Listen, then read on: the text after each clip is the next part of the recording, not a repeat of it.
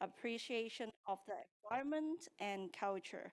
And together, we can build and better our city, our community, and our future. For the Hong Kong Institute of Urban Design, it was established in June 2010, and they are a group, and we are a group of professionals who aim at promoting urban design through accreditation, discussion, and education. Lastly, the Professional Green Building Council is established in 2002. PGBC is now composed of various members of institutes such as HKIA, HKIE, and HKILA, HKIP, and HKIS. And tonight, we have 5 speakers to share their views on Conserving Central. It is certainly our great honor to have all of you joining us tonight and at this special event and evening together. So the first speaker is Ms. Angela Lee, Deputy Secretary for Development Works 1 of the Development Bureau. Ms. Lee joined the Administrative Service of the Government of the Hong Kong SAR in 1994. Among her various duties, she oversees the formulations of policies and strategies on heritage conservation, the works of the Commissioner for Heritage Office, and provides policy guidance to the Antiquities and Monuments Office. In 2009, the government announced the Conserving Central initiative, which comprised of 8 innovative projects to preserve the important cultural, historical, and architectural features in Central, while adding new life and vibrancy to the area. So may I now welcome Ms. Lee to share with us on the Conserving Our Heritage, Treasures of the Past, Present, and Future. Ms. Lee, please.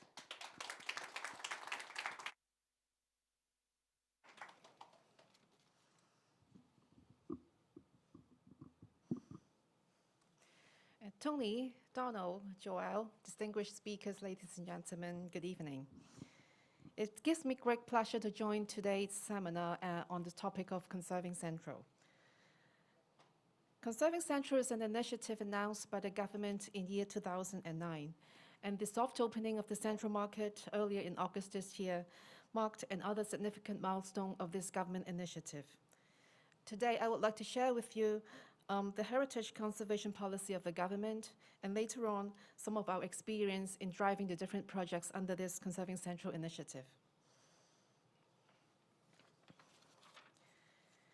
In the last century, when the Hong Kong population was increasing and the economy growing rapidly, understandably, the community then focused on industrialization and urban development, and relatively less attention were accorded to the historic value and the character of the building of our city. But with the improving quality of life over the years, there is escalating aspiration to conserve our cultural legacy, and people have become increasingly aware of the notion of heritage conservation.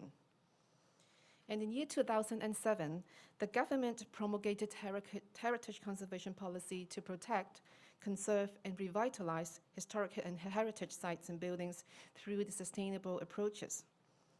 We hope that not only our present generations, but also our future ones can enjoy and benefit from these conserved buildings and sites. But this policy is never a one-factor formula. We also have to consider development needs in serving the wider public interest, the respect for private property rights, the budget we have or we do not have, and sometimes even conflicted interests of the stakeholders and the general public. So to implement this heritage conservation policy, governments takes up different roles and have taken various measures. The first one is a legislative approach, the Antiquities and Monuments Ordinance. In Hong Kong, monuments enjoy statutory protections under this ordinance.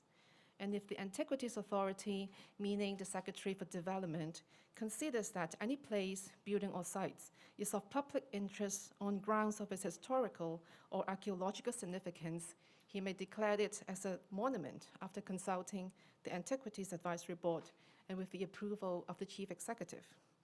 And currently, we have 129 monuments in Hong Kong, and you will see from the slides that actually it covers different types of buildings.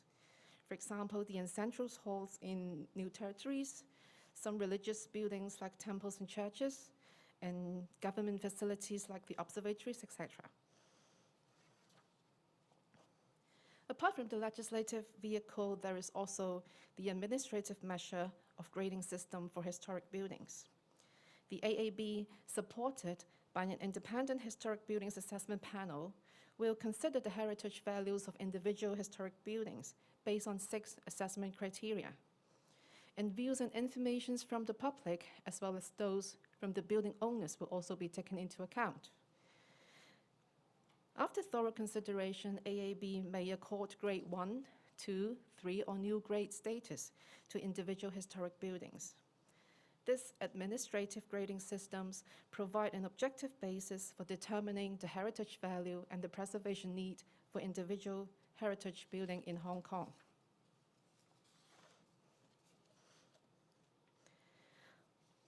After defining the status and the preservation value of individual buildings, we still need other complementary measures to execute the conservation policy effectively. For example, in implementing government capital public works projects, Works Department are required to examine whether the projects will affect any historic sites or archaeological sites. If so, they have to conduct detailed heritage impact assessment and devise suitable mitigation measures to address any identified heritage issues before the works can commence.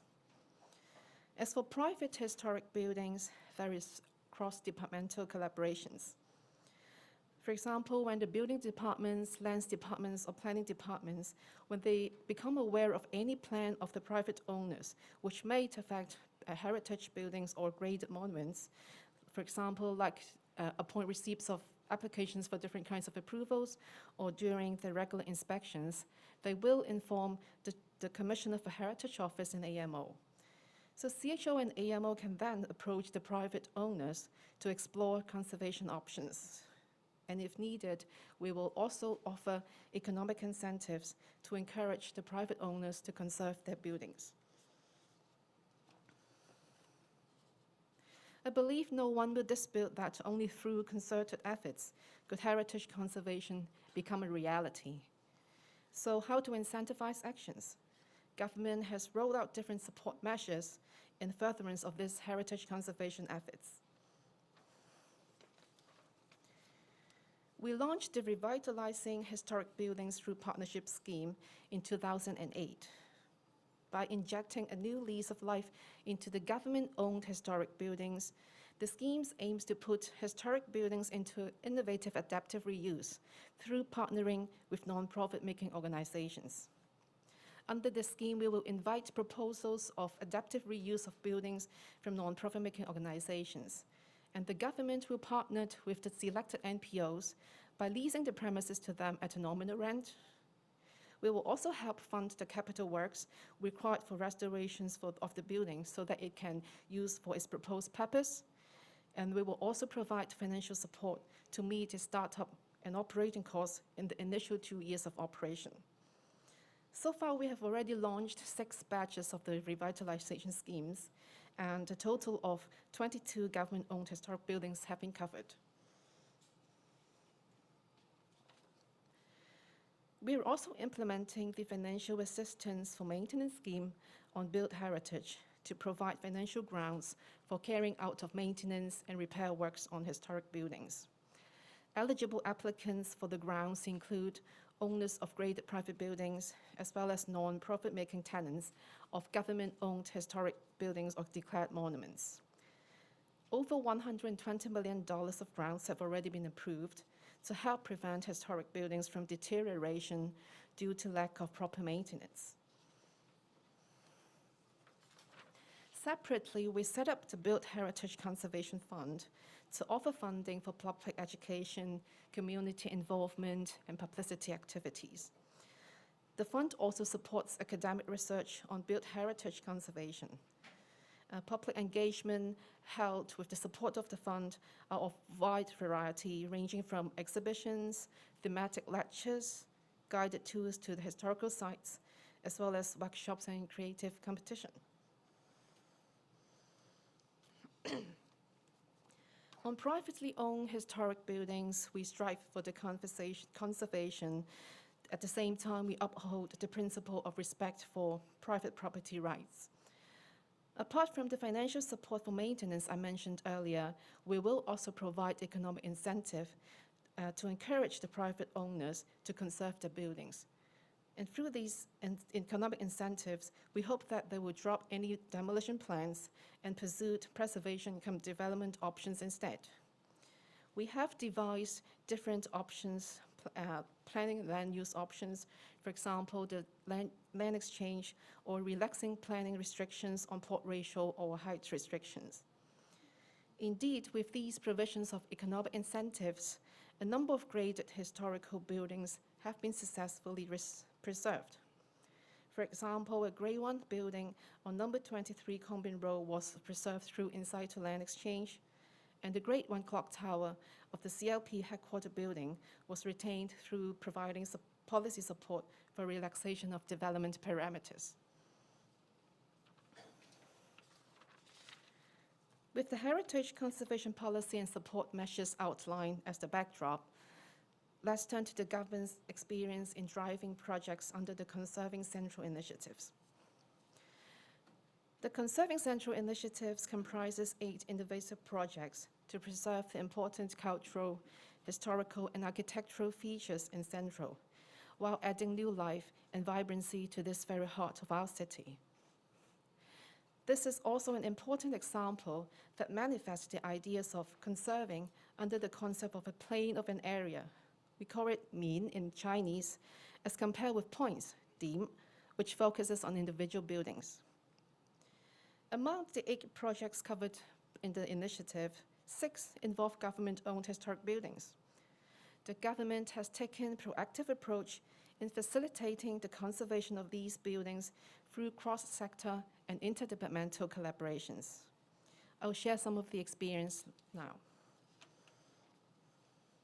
First, the Dai Gun. Dai Gun, transformed from the Central Police Station compound, is the largest ever historic building in revitalization projects in Hong Kong. The CPS compound comprises 16 historic buildings, including the former Central Police Station, the Central Magistracy, and the Victoria Prison. All 3 are declared as monuments in 1995. And thanks to the generosity and the aspiration of the Hong Kong Jockey Club, the government, in partnership with the Jockey Club, took forward this project, and Dai Gun came into life in 2018. It has quickly become a landmark hub for heritage, arts, and culture accessible to everyone. And at the same time, it is also a living record of legal, judicial, and penal system in Hong Kong. Over 1,000 local and international art events and public activities have already been held in Dai Gun, and it has received over 8 million visitors. Given the many historic buildings in the same compound, one can easily imagine how complex the conversion process must be. It involved not only the restoration work of historic buildings, but also construction of new buildings, infrastructure works within the compound, as well as road improvement works outside the site. The whole revitalization of this project has to be carefully planned and executed to strike a very delicate balance among achieving adaptive reuse of the site, preserving its historic elements, and meeting prevailing building safety requirements. To fit new uses, we cannot avoid large-scale alterations and addition works. Moreover, the century-old building has to be upgraded to meet modern-day building safety standards before public can be allowed to enter to enjoy this reinvigorated site safely. but how to incorporate new elements to meet its functional needs while maintaining harmony with the surroundings, and how to keep the authenticity of the site and conserve its character-defining elements are clearly no easy task.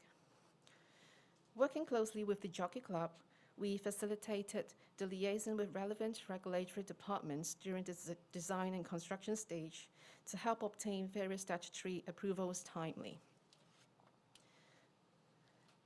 And the government uses this textbook case of Tycoon to showcase how new and sustainable uses can be integrated creatively into a historic site. And we documented some of the technical challenges and innovative approaches adopted in this project as case studies in Buildings Department's practice guidebook for heritage project. For example, you will see the photos on the right. There exist hollow clay bottles balustrade along the verandas on the Block 3 building. However, they fail to meet the current safety standards, both in terms of heights and the width between the individual balusters. We have explored the idea of adding railings and glass panel at the required height, but subsequently found that it is visually undesirable because the glare of the glass reflection. So to solve the problem, new metals railings designed to be less visible from the parade ground were added without changing the existing balustrades, and steel rods painted in subtle black color were added between the individual balusters to reduce the gap so as to fulfill the safety requirements. It is hoped that by including similar real-life examples in the practice guidebooks, methods to resolve different challenges encountered during conservation process could be shared among government departments, industries, as well as the private sector. We hope that they could enrich the knowledge pool and enhance the conservation capability of our local practitioners. So another conservation project, the PMQ. This is an exciting project jointly pursued by two policy bureaus, the Development Bureau and the Commerce and Economic Development Bureau, to transform the former police married quarters on Hollywood Road into a creative industries landmark. The PMQ started operation in 2014 and is now a place housing homegrown, small and locally based brands and provides a nurturing ground for local artisans. But behind this current modern and chic image is the very rich history of the PMQ site. The site is the original home of the Central School, the very first government school to provide upper primary and secondary Western education to the public. Archaeological investigations conducted by AMO had identified remnants of the Central Schools, including its remaining stone foundation. The success of the PMQ projects is measured not only by its accomplishment in transforming into a popular creative industry hubs, but also by its being able to carefully preserve the site's past and the strong heritage value. On this, historic relics, including the stone foundation, the granite steps, and the rubble retaining wall of the Central Schools have been retained and properly preserved. An underground interpretation area open for free public access is also provided to show the history of the site for public appreciation. And to ensure the PMQ fulfills its dual mission of establishing itself as the icon of the Hong Kong creative industry and protecting and preserving built heritage, the two bureaus work closely together at different stages of the project. Early on in the planning stage, the two bureaus have to work together to devise suitable requirements in the tender document so as to select an operator who is both knowledgeable in creative industry and is passionate about heritage work. And during its operational stage, the two bureaus set up a joint working group to maintain close communication with the operator and monitor the overall progress and the standard of the project implementation. So I would say the PMQ's success story shows that with the commitment and the will to explore, adopt innovative measures, historic buildings could be re-energized for meeting other policy objectives going beyond heritage conservation.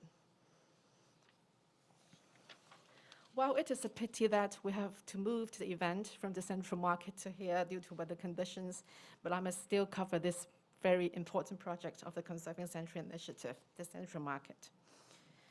I indicated earlier that the heritage conservation policy is not a single factor formula. More often than not, we have to navigate between conflicting policy needs, and identifying land for development purpose probably is one of the most common. The decision to include the central market under the Conserving Central initiatives signifies government's commitment to striking a balance between conservation and development. The central market was originally put on the list of sales for sale by applications in year 2005. But to preserve this pre-war modern-style market building in Hong Kong, the government decided to remove it from the land sale application list and handed it over to the Urban Renewal Authority for conservation and revitalization. As we all know, URA has paid tremendous efforts in taking forward this project, from public engagement to finalization of its use and design. The reopened building is now providing a leisure ground with retail stores and eateries, as well as open space where working population and citizens in the very busy Central Business Center can visit and relax. URA also worked closely with AMO to formulate strategy to conserve the valuable architectural features of the external facade and the interior of the building, including the now very IGable main staircase and the atrium, of course, including 13 market stores. I will not venture into this too much because I'm sure Donald and CS will have many more interesting stories to share with you. As most of the buildings covered by the Conserving Central initiatives are government-owned, the preservation naturally requires the team efforts and the cooperation of various government departments. This is particularly relevant in the case of the former central government offices. The main, the east, and the west wing of the former CGO are post-war buildings completed in the 1950s, displaying characteristics of the functionalist style of architecture. And needless to say, having to serve as the government headquarters for over a century and a half, the former CGO bears great historic significance. Upon its vacancy in late 2011, the building was adaptively reused by the Department of Justice and other law-related organizations. Our Architectural Services Department and AMO teamed up with DOJ in taking forward the renovation to ensure that the entire building envelopes the landscape, including the very signature old and valuable trees, and also other identified heritage items, such as the commemorative plaque for opening the offices back in 1957, are fully preserved and well integrated into the new office design. The former CGO is now renamed as the Justice Place to reflect its new use. Not sure how many of you would know, actually during the renovation of the West Wing, the project team unveiled the original yellow and green mosaic tile cladding on the external walls, which had been hidden by the paints for decades. The entire facade, including the unveiled tiles, is preserved for public viewing now, as shown in the photo on the far right.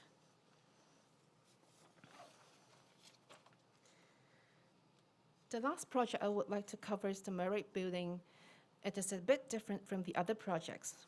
Its adaptive reuse is the only purely commercial project under the Conserving Central initiative.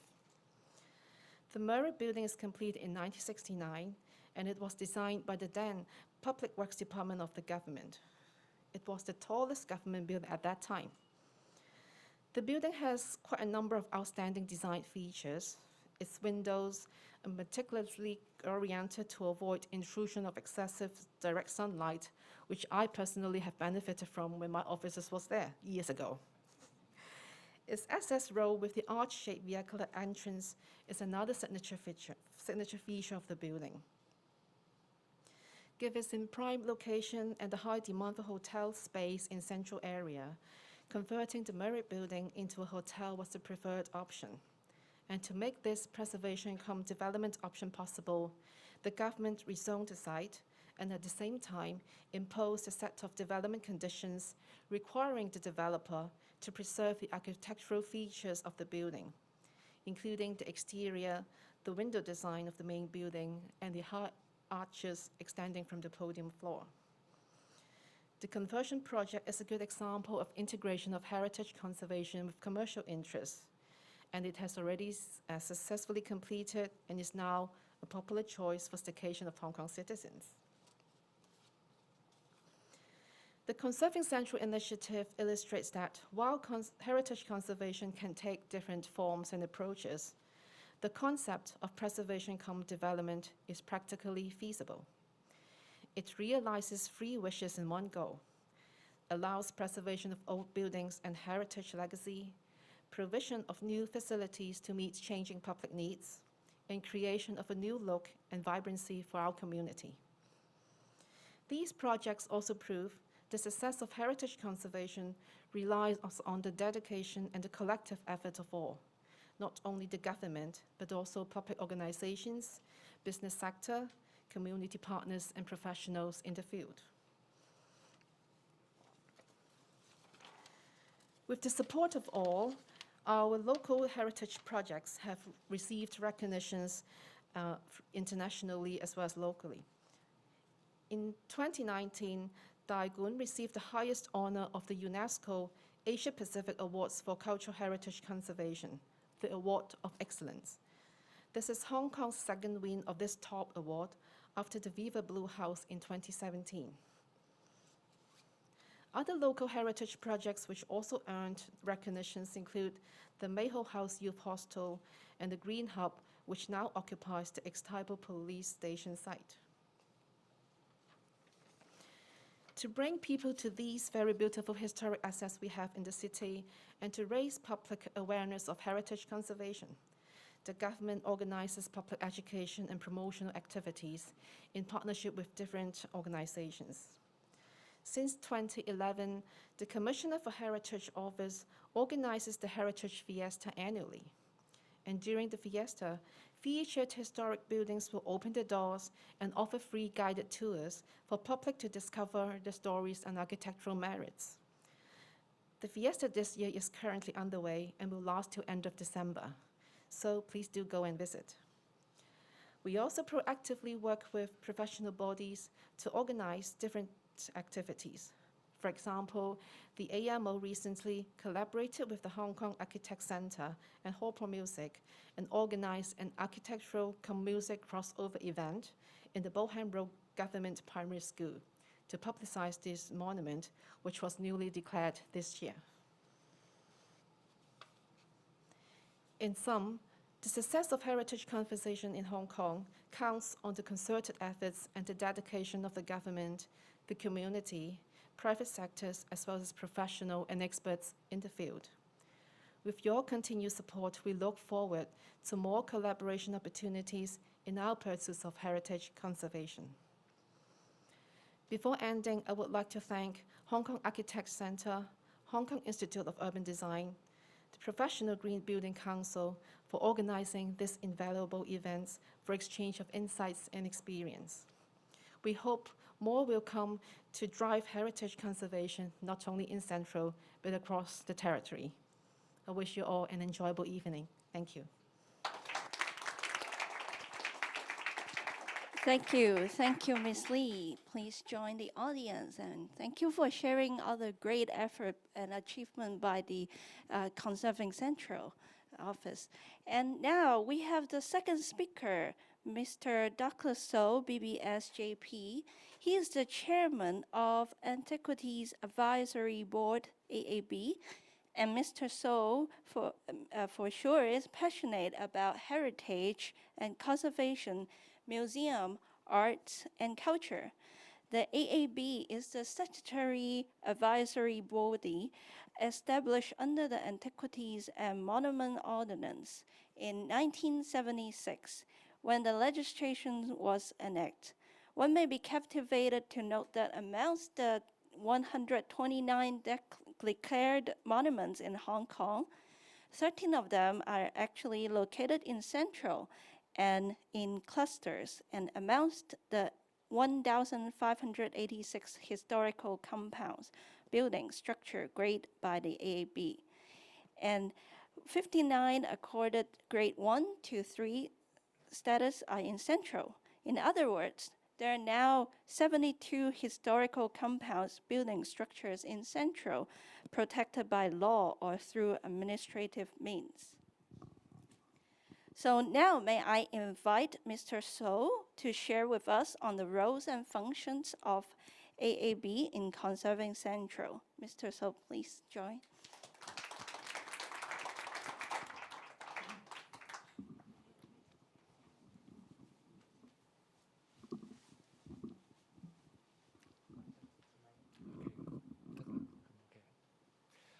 Tony, Joel, Donald, distinguished speakers, dear friends, thank you very much for joining us tonight, and very good evening to all of you. It is a privilege to coming to this area, Central, and to share with you the rich historical and also the heritage treasures that Hong Kong has in this particular district. As many of you know, and I think it is already proven that Central, in many aspects, no matter we're talking about the political, economic, social, historical, it is the heart of Hong Kong. And it has been the heart of Hong Kong for 150 years or more. And a lot of people would say that Hong Kong actually started here. And I think if we look at the historical buildings and we know the stories behind and all the events that have happened in these historical buildings, we not only discover the history of our city, we also know how precious they are and why we are keen to preserve Central. And not only preserve them, but as I would elaborate later on in my slides, that we have to revitalize these buildings and we have to bring people to Central to appreciate them. Because without people, these are buildings. They have no life in them. So today I'm going to share with you the work of the Antiquities Advisory Board, we call AAB, and our role and functions in conserving Central. And in particular, I'd like to talk a bit more about looking forward some of the areas that we might focus on. So MC told you earlier that we are a statutory board formed in 1976 under the Antiquities and Monuments Ordinance Cap 53. So we are our main function is to advise the Antiquities Authorities, in this case, the Secretary for Development, on matters relating to heritage conservation. We make recommendations in relation to the declaration of monuments. Also, we cover archaeological matters, public archaeology, education, and we look at heritage impact assessments, etc. So we meet quarterly. I think it's every second Thursday of every quarter. Now we have 20 members on the AAB coming from all walks of life. So of course we have professionals, including architects, planners, surveyors, engineers. We also have businessmen. We have professionals like lawyers, auditors, and we have other public leaders in the board. The idea is to ensure that at the board meetings, when we consider heritage matters, we receive and we hear the views, the different perspective of the society. So this is a photo of one of our recent meetings. And they're usually quite long meetings, lasting over 4 hours. Yes, but I'll tell you why these meetings are so long, and then you will see them. I would say that over the years, we have finished the grading about 1,500 buildings and structures, and also made recommendations to the Secretary for Development for declaring, successfully declaring now 129 monuments in Hong Kong. So, declare monuments. we have 13 of them in Central. I would say this is a very high concentration, and we should be really proud of them. These declared monuments, they are of the highest heritage value, and they are protected by the law, meaning that no one could actually demolish them as they are protected under the law. And then I think if I walk you through these buildings or structures, many of them will be very familiar to you because they are only minutes away from here, some of them. But I always tell my friends that they should, when they walk, particularly in a place like Central, that they should always look up rather than looking down, looking at their mobile phones, because if they don't look up, they will miss so many interesting heritage buildings. They are really great treasures of Central. For example, the former French Mission building, if you walk along Queens Road East, and if you don't look up, you don't see it. It's up on the Battery Path. It's one of the most beautiful buildings I've ever been. And now it has been successfully revitalized by ASD, and now used, I think, by the Department of Justice and also as law offices. It's a building, with great character, and it's one of the buildings that if you have a chance, you should never miss going there and admiring the beauty and the elegance of it. So also the Dado Street steps and gas lamps, which I will come back a little bit later, talking about this under a different context. Over there, the north and the west block of St. Joseph's College, my secondary school. I was privileged to spend a number of years there, of course, at the time, not knowing that there was a declared monument. But I can assure you again that this is one place that you should go and then look at for very special buildings and with their own unique characteristics. And here is the Helena May on Garden Row, and the Cenotaph, the St. John's Cathedral. I'm sure many of you are aware that St. John's Cathedral, apart from its beauty and its unique architectural merits, some of you may be aware that this is the only piece of freehold land in Hong Kong, and due to its history, and there's no other freehold land buildings in Hong Kong. All the others are leasehold with a particular term in the lease. And also, of course, the Gamtong, or the Gamtong Dai, which is now the Hong Kong Medical Museum. The others, the Government House, the Flagstaff House inside the Hong Kong part, of course, the old Supreme Court, and just now Angela talked about Dai Gun, and then we see that over there at the former Central Police Station compound, and the former Central Magistracy, and the former Victoria Prison compound. So as you can see, we have in Central already 10% of all the declared monuments in Hong Kong. So these are some of the most important buildings that we should not miss, and we should understand more about them, and the public should appreciate why they are declared monuments. Because when we talk about declared monuments, we're talking about the selection from, later on I will mention, the Grade 1 buildings, and then you have to meet the highest standard, highest threshold in order to be selected, to be considered to become declared monuments. So the grading process. Okay, so we often hear about the Grade 1, Grade 2, and Grade 3 buildings. So these are administrative measures. Just now, when we talk about declared monuments, they are provided under the ordinance. So for administrative measures, we looked at 6 of the criteria, very important criteria used in assessing the grading of these buildings or structures. As you may have heard, we have this list of 1,444 buildings which have been accorded provisional gradings back in 2009. And over the years, I think we have at AAB finished grading about, I would say, over 90% of them. We also have a new list, which comprises about 330 buildings and structures.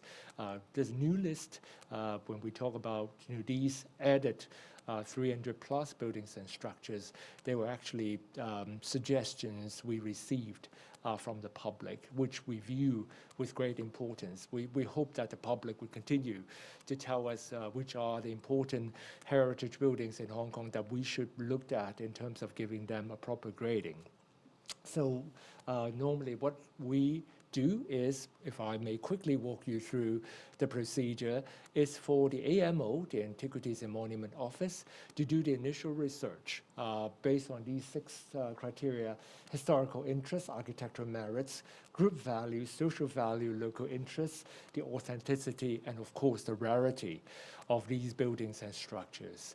And then with their recommendations and the information that they found through research will be provided to an independent panel of experts comprising of academics and also professionals.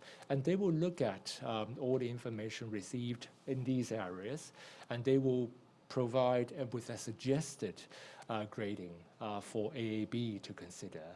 And of course, we do not just rubber stamp the recommendations, from the panel. As a matter of fact, with AAB meetings, I need to mention that they are on camera, so the public, they could actually participate and listen to the discussions at AAB meetings. And if you have listened to one of our discussions, you will know that a lot of times with these recommendations, they are very thorough discussions, and the members raise a lot of their views about whether a particular grading is appropriate. So it's a very interactive process. So based on the panel's recommendations and AAB's own deliberation, then the grading would be, I would say, agreed at the meeting, and then uploaded the information on the website.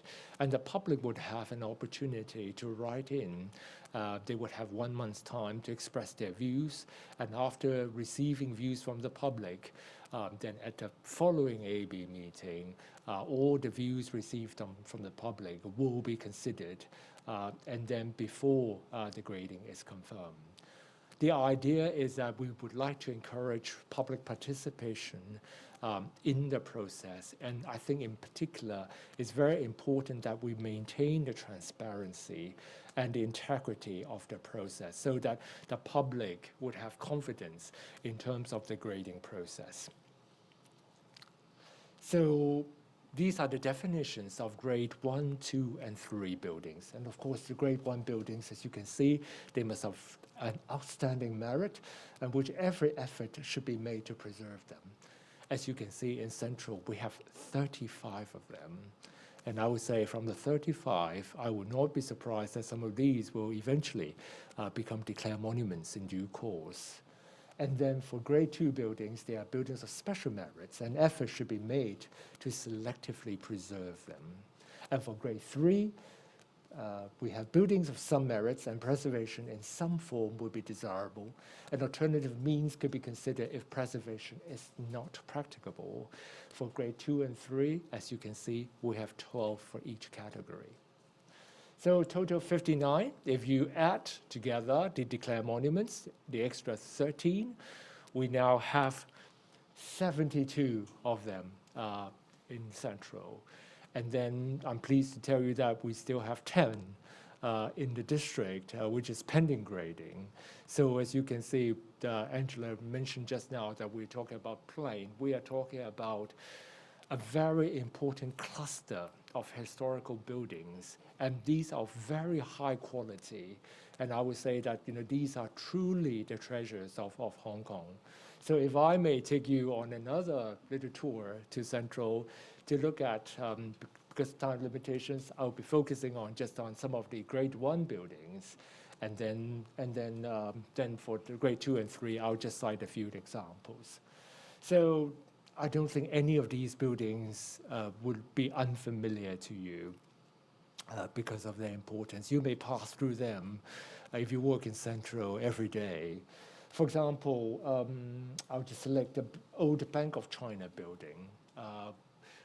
This is a very special building completed in 1951 and of an Art Deco style. And this is also, a lot of people would compare this building to the buildings of contemporary buildings in Chicago and also in Shanghai at the time. So very interestingly, 1951, I mentioned this because we're talking about 2 years after the establishment of the People's Republic of China. And we have then, in 1951, this building, which is then the tallest building in Central. Interesting, because a lot of people, especially when I grew up, I thought that, Jardine House, of course, it was once the tallest building, and now, of course, the IFC and all the others. But in 1951, it's the tallest. And also, the interesting thing is it had the most advanced building facilities, including lift and everything, in Central at the time. And built by the architects, of course, is Turner and Palmer. So next to it is the City Hall, which is another Grade 1 building. It needs no introduction, City Hall. I'm sure we have all been there for different reasons, to attend someone's wedding, or some of us here, or the audience. Some of you, I don't know whether you or your parents might have got married there.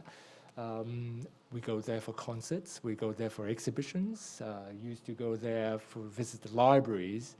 And of course, the dim sum there is one of the best, as we know. Remember years ago when President Clinton came to Hong Kong, I think before he left Hong Kong, he was at the City Hall enjoying some dim sum before he headed to the airport.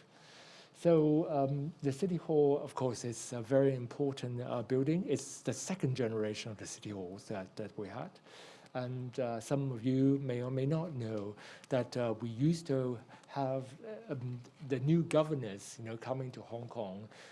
The inauguration of these governors used to take place at the City Hall. So it's one of the very special Grade 1 buildings that we have. And the even, I would say, more special, what makes it more special is the fact that next year it will be celebrating its 60th birthday.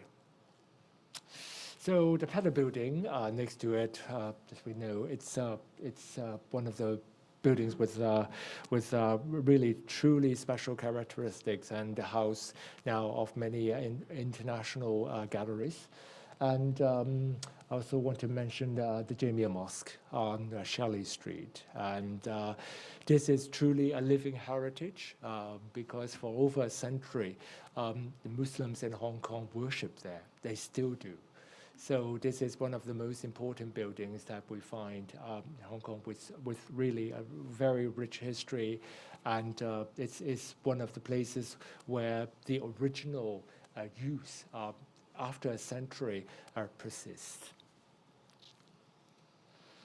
So the others, the Catholic Church of Immaculate Conception, of course, the French Club in the old Dairy Farm Depot, the Pottinger Street, and the main wing of the former CGO, and of course, that is inside garden, the former bandstand in the Hong Kong Garden.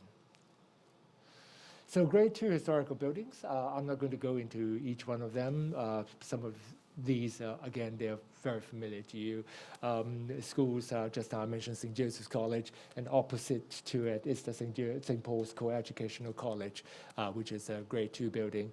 And of course, another one of the URA project, a very exciting one, which is to come, the 88-90 de Stronton Street, which is right across the street from PMQ.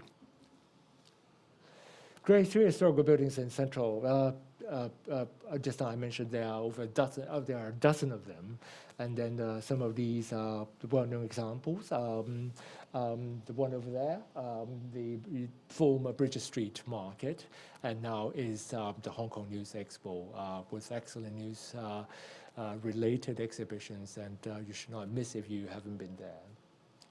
So these numbers I've talked about. So another task, important function of AB is to ensure that we work very closely with CHO and AMO in terms of doing restoration and maintenance and preservations of our important monuments and historical buildings. I want to cite this example of Data Street. As you may remember, back in 2018, we have the Super Typhoon Mangkhut visiting Hong Kong and causing devastating, I would say, damages to many parts, many buildings in Hong Kong. And one of the victims is the Data Street steps and gas slam. Due to the typhoon, there was a tree which fell down, and the adjacent steps and the gas slam, they were destroyed, basically. And I think the AMO team, after the typhoon, they found the steps and the gas slam broken into 280 pieces. But in this case, I'm sure Susanna and her team will be able to tell you a lot more about the details as to how the restoration was done.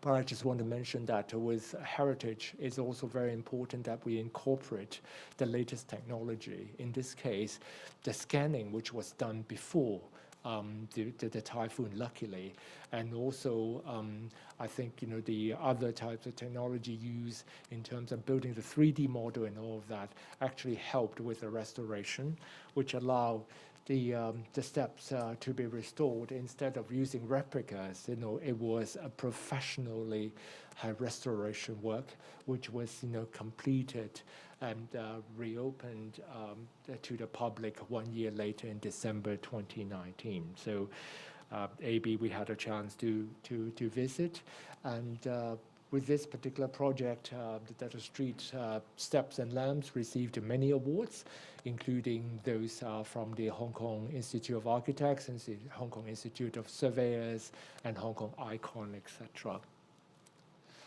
So the conservation of monuments, we also, with these very important buildings, it's important that they look, and then they are, some of them, century-old buildings that there are constantly, there will be cleaning and maintenance performed.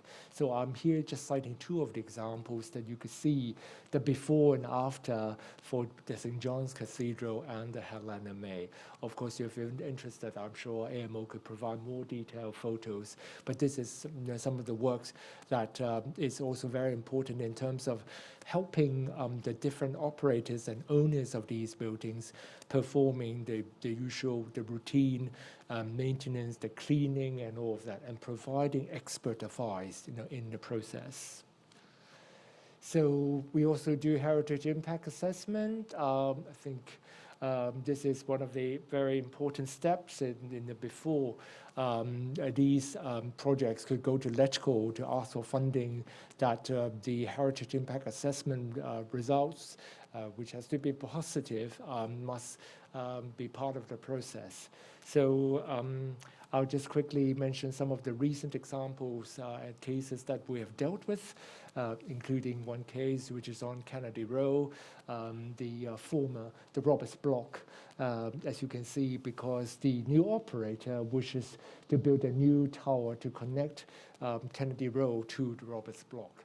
So as to, with this new built the structure, how it is affecting heritage, and whether or not this would affect the appreciation and even the long-term enjoyment of the heritage would be some of the areas of concerns, to AAB. So the matter was discussed extensively at the AAB meeting, and of course, members were enthusiastic about providing their advice as to how such a structure could be erected in a way that would complement the beautiful architecture of the Roberts block. So quickly, Andrew talked extensively about Tycoon, so I won't go into it any further. And of course, the central market, and thanks to this project, which brought us all together tonight. And it is I think, one of the most successful revitalization project. And again, thanks to URA and thanks to Chinachem for all the efforts put in for this project. And I'm sure it will provide very important, I would say, case study for many of the revitalizing projects as to how to make it so successful, how to bring people there, and how to create a new life for an important heritage building. So I just to conclude, I would just quickly mention that looking at these buildings, of course, we can look at them individually, and we should, because each building has its own characteristic, a unique past, and also the history is different from each other. But at the same time, I think appreciating them, I think understanding them, especially if you look at 72 buildings, which is of such heritage value together in one district, I have to say that you can easily see that they have a relationship to each other. And so I think this is one area which, over the years, AMO, CHO, they have created these routes for Central Route and later on the Sheungwan Route and the Western District route to encourage the public to actually take on these routes and look at these buildings together. I think this is very important, I think more and more at the AAB, this is also the concern and the attention of AAB members that we should look at the group value of a lot of these buildings, because then you'll be able to appreciate their relationship and why they are special and their effects on one another, not just on the architectural value, but over the years, why are they there and how do they support each other in the last century. So other educational and engagement activities in Central. And looking ahead, I just want to focus talking about that. I think looking ahead, we wish to focus more our efforts on sustaining the living heritage and conserving heritage in clusters. I mean, this is, I think, more and more, I think, getting important. And in Central, we definitely have the buildings, we definitely have all these important elements are present for us to be able to look at them in cluster. We also want to enhance the collaboration with the local neighborhood and the professional bodies, and especially with the public. And thirdly, we want to look at technology. This is one area which hopefully in the future, if we have these seminars again, I mean, we could have one session which focus on technology and how it could help heritage conservation. And last but not least, of course, bridging heritage conservation and revitalization of heritage. For me, I think heritage is not about the past. It's always about the present, finding the relevance to us today. And it's about the future use. Otherwise, we have to ask, why is the building still standing? It has to have a new life, and it has to continue to create value for the community. So on that note, thank you very much for having me tonight, and it's a pleasure to be sharing with you. Thank you. Thank you, Mr. So. By voiceover, a grade through around the 72 heritage along Central. I do look forward when the weather permits to refresh myself with all this suggested routes. And may I invite also to introduce the next speakers of the night, Professor Lau Chi Peng, B.B.S. JP Chairman, Advisory Committee on Built Heritage Conservation. Professor Lau is the Associate Vice President, Academic Affairs and External Relations, and Professor of the Department of History of Nanyang University. He has focused on the research and teaching of local history in recent 20 years, publishing more than 20 books on a wide range of topics. And now, may I once again invite Professor Lau on stage to share with us tonight on the Revitalizing Historical Buildings Through Partnership Scheme, Past and Present. Professor Lau, please. Thank you. Friends and guests, it is indeed my great honor to be invited here to share the story of this art scheme, which I have served for 14 years. This is my 14th year serving this art scheme, which is quite a overdue appointment today. Today's focus is on Central, right? So we are all here talking about heritage of Central. But I'm going to bring you guys to other places in Hong Kong, telling you about stories on heritage conservation, focusing on revitalizing historic buildings. So we have this partnership scheme, which was introduced in 2008 as a sort of a part of this heritage conservation policy of the government. And since then, we have entered into a new stage of revitalizing project, this present batch 6. So let me show you the, whoops. Right. Before we go into this assessment criteria, first of all, I need to share with you where do those historic buildings come from? Of course, they are all government buildings. So you're so surprised to learn that there are so many government buildings that are not used. And of course, it's one of the criteria of selecting buildings for this revitalizing scheme that a certain building of a certain age without being used by government departments for a certain period of time, and it doesn't have any, or doesn't have reasonable commercial values, and so on and so forth. And of course, and also, it's not a good choice for redevelopment. When you look at the cases, you know what I mean. So so they've been sort of put in a certain underprivileged condition that they exit in this community without drawing any attention from the public.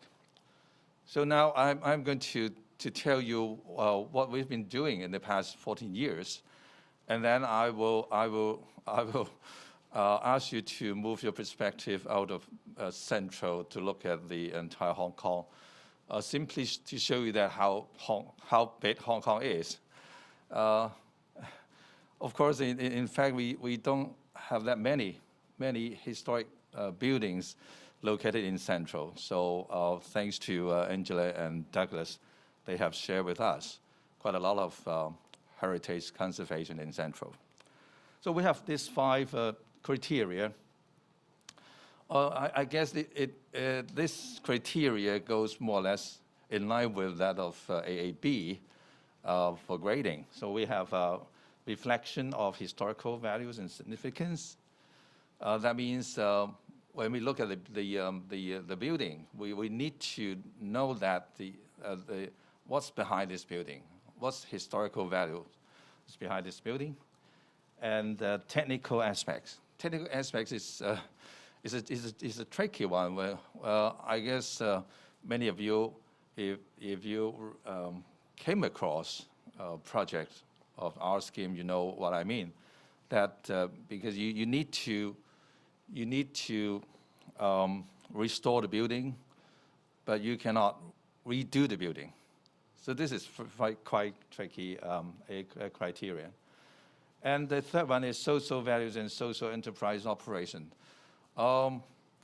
This was a very very challenge in the very first batch in back to 2008 because social enterprise by then was still not a very successful attempt in Hong Kong.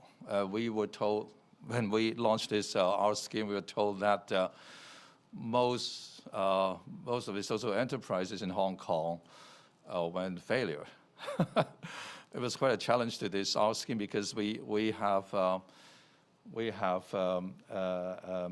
introduced this as one of the criteria for partnership. So we will look for partners who are able to operate social enterprises. And of course, financial viability is always the toughest part for applicants because, as I just mentioned, these historic buildings, they scatter over Hong Kong and seldom attract attention from the public. So it would be a very difficult task for partners to run business in places like that. So financial viability at all time, it is the lowest performance part of our criteria. I must thank our experts from the finance department of the government. They did a very good job to look at the proposal and point out problems in a financial perspective. And the last one, management capability and other considerations. This has been quite a controversial criterion for applicants because when we look at the partners, you realize that there are quite big sources there, and then of course there are also minor NGOs. So in the first few batches, we've been accused of offering partnership to those big NGOs, but then we'll have to look back that we need to play safe in a way that we know that those big NGO have mileage in operating social enterprises and so on and so forth. So this is something that a newcomer would have to overcome because of the lack of mileage here.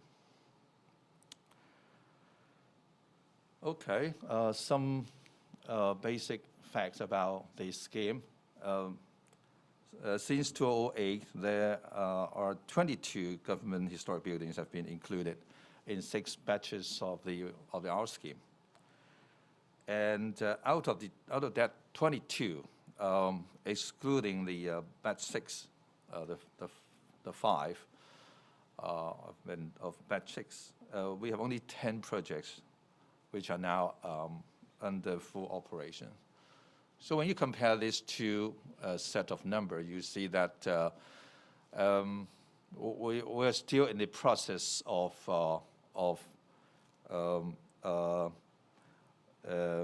working on the projects to make more R scheme projects in operation. We have renovation works of 3 projects, some completed in 2021, and they will be operated by end of this year or early next year. So we'll add 3 more to this number, hopefully balance the boat to get at least half or more than half of the projects in operation very, very soon. You may wish to ask why there are so few projects in the past that many years, which is now in operation, because it takes quite a long time to start from day one, discussing which partner we would like to engage with, and then to the grand opening of the site. Normally, it takes about 4, 5, or even 6 years. But well, hopefully with the new LegCo in place soon, later this year, we have the confidence that the process will be shortened reasonably in the future. All right, let's have a look at the projects. This is batch 1, the Thai Old Heritage Hotel, and which won a Cultural Heritage Conservation award from UNESCO, and the Mayhall House, which is one of the oldest public housing blocks in Hong Kong. Of course, you couldn't recognize it as a public housing from its present look because it's so modern and carefully designed to fit into the use of this youth hostel.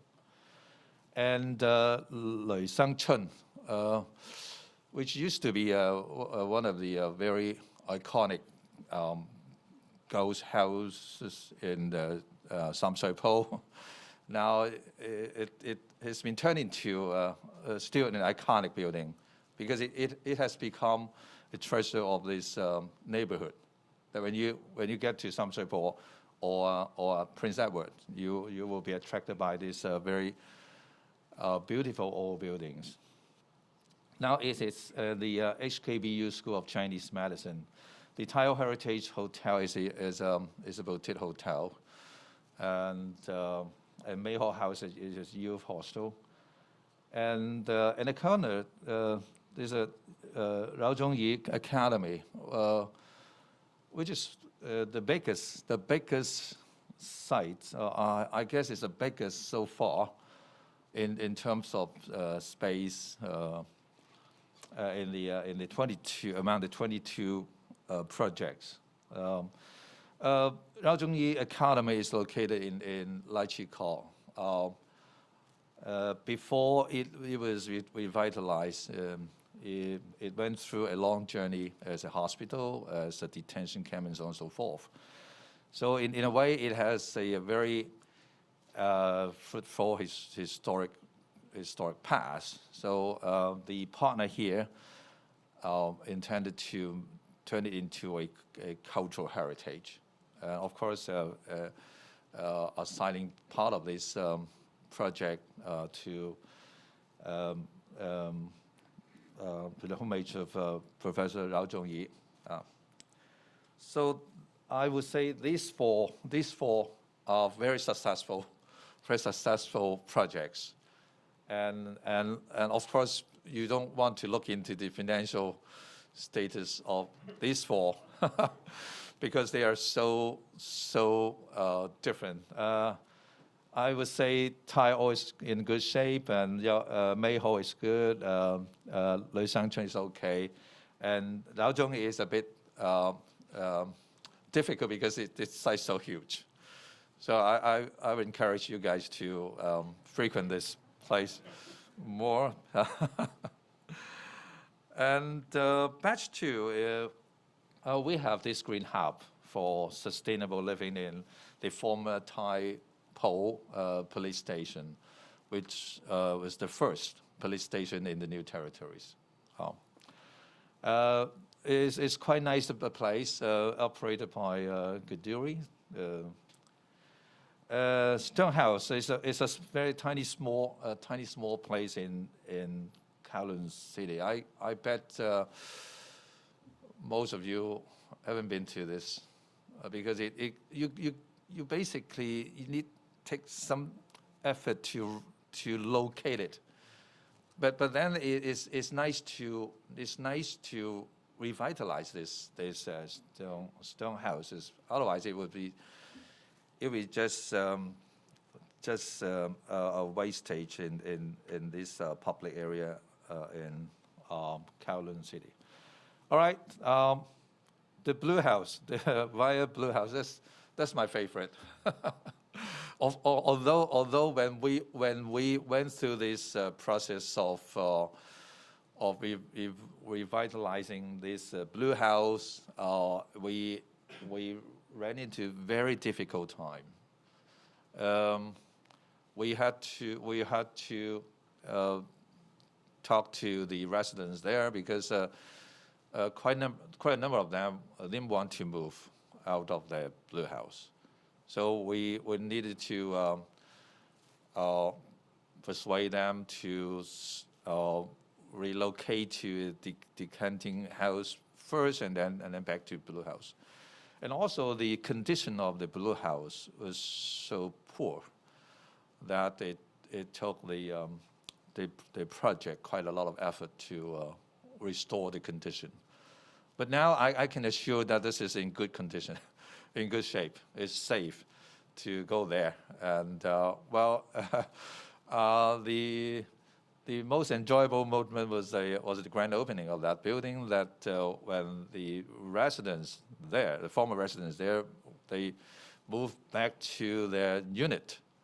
So it's a surprise, because the project turned the entire blue house into a cozy modern living space. Very nice. And I would say that the Vibrant Blue House also helped to revitalize the entire community and the neighborhood there. And you can see that this one is in blue color, and then at the back you have yellow house, orange house, gray house, black house, all sorts of colors. So it's a very colorful neighborhood there. You may wish to take a look at it. And also, this one got this award of excellence from UNESCO. Very nice project. Batch 3. All right, we have this central representative here, the Hong Kong News Expos, although a little bit offset, but still in central. I would say this one shares the same significance of the central market, that it used to be a public or open space catered for common people.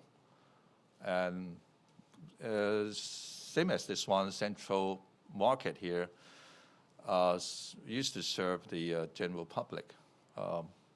So it is one of the very interesting building on Hollywood Road. The former site can be traced back to the year of Dr. Sun Yat-sen. And at the bottom is New Territories Magistracy, is also the courthouse for Fanning. So this is now a Hong Kong FYG Leadership Institute, beautifully remodeled site, and but unfortunately, in the past 2 years, owing to the COVID, this project is having a sort of a difficult time. But with the management capability of the partner, we have the confidence that they will be in better shape in the future. And Help Her Music is a project that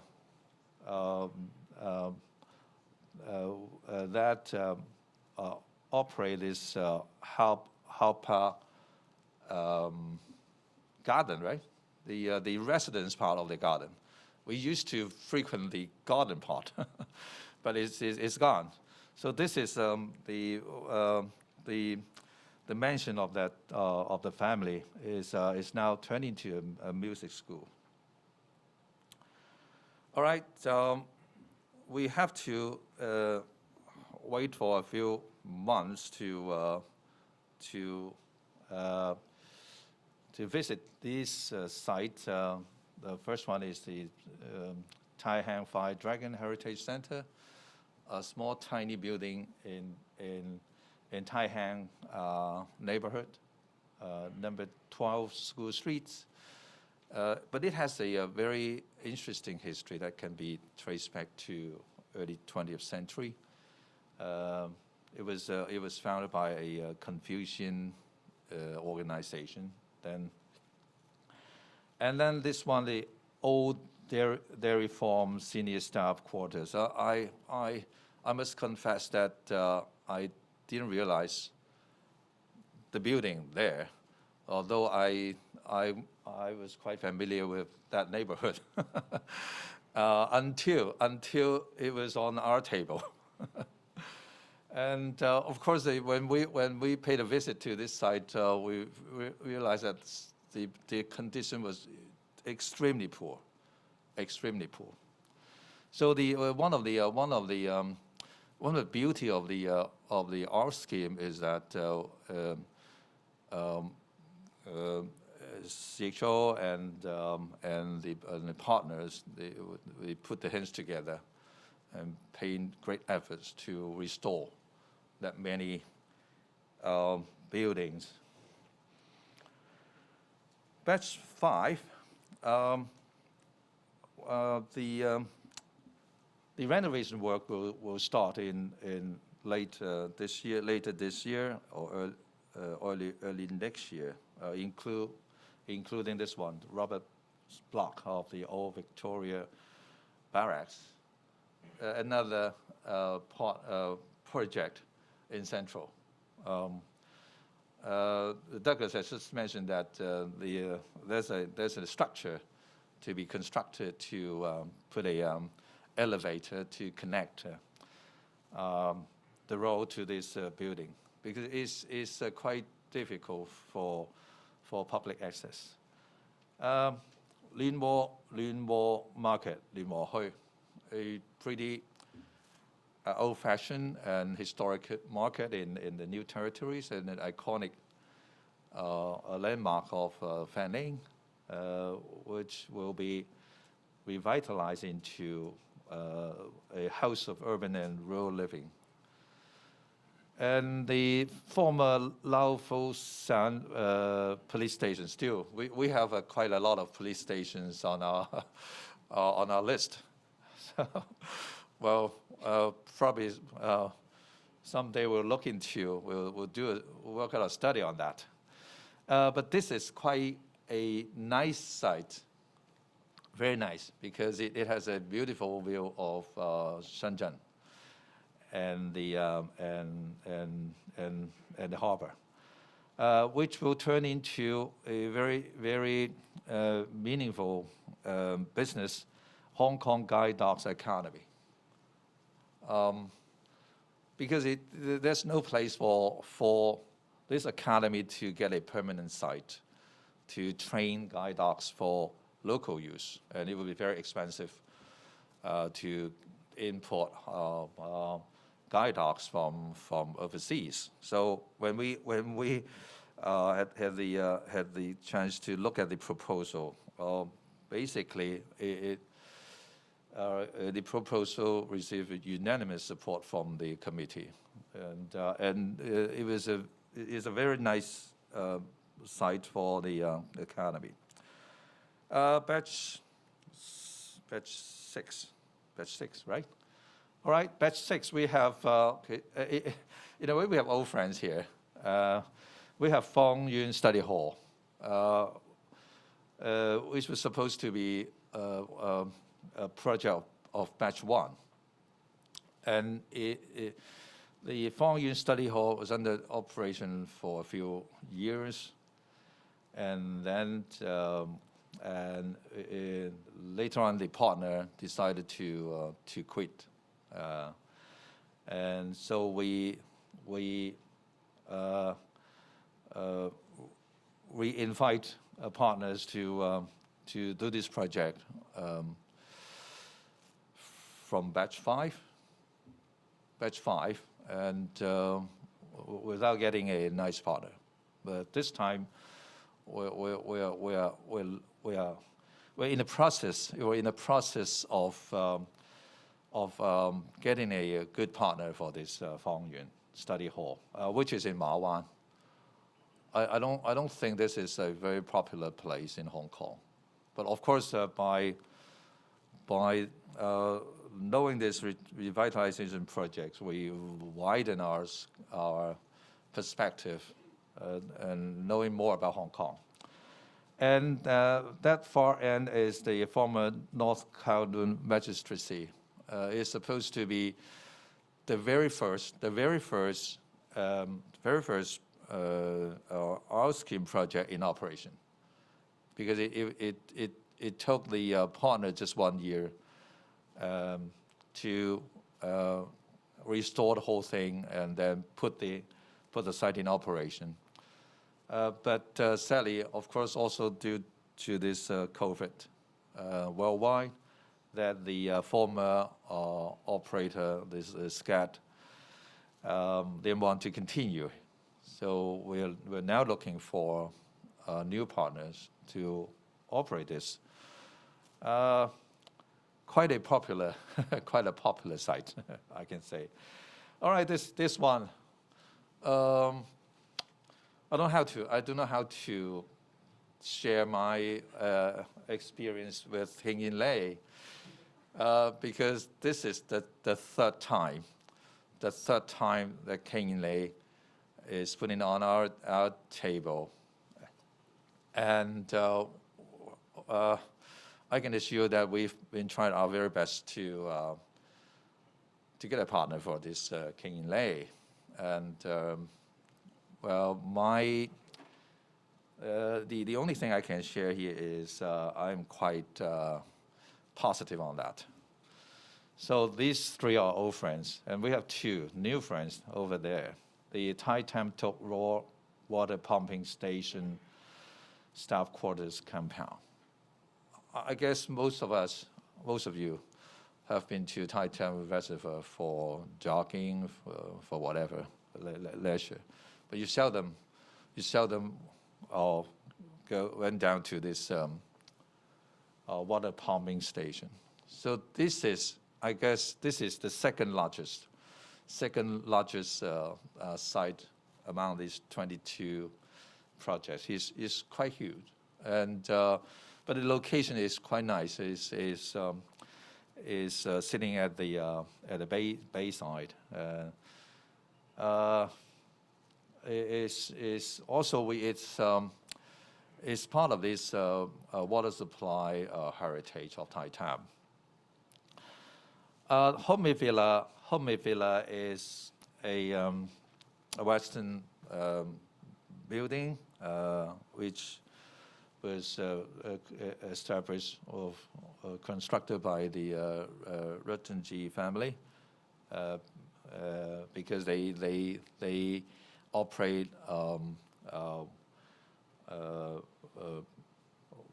wineberry business in Samjiang. So they set up this mansion there. Okay, so well, I would like to briefly let you know that what we've been doing is to balance conservation and development. So this is a very hot topic, whether conservation and development are mutually exclusive. But in the case of a revitalization scheme, we find a balance here. In a way, the R scheme is generally welcomed by the public, and it provides diversified and innovative uses. And also, public can visit and appreciate the historic buildings. So this is quite different from our declared monuments and also great buildings, because one of the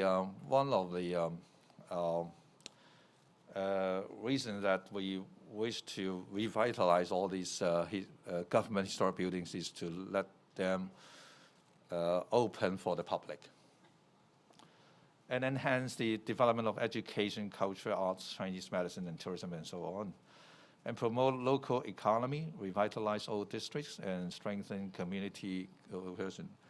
Just like the case of Blue House in Wan Chai. It used to be the neighborhood of Blue House used to be an underprivileged area, district, but now it has become quite a trendy area for all age groups. All right, thank you very much for listening to my presentation. Thank you. Thank you, Professor Lau, in introducing and sharing all these great revitalization projects in partnership with local communities. So next speaker, we will have Mr. Y. Chi Seng, G.B.S. JP, Managing Director of Urban Renewal Authority, and he is an engineer by profession. And Mr. Y has been appointed be the Managing Director of the Urban Renewal Authority since June 2016. And may I invite Mr. Y on to the stage and to share with us tonight on Central Market, a living and innovative heritage. The floor is all yours.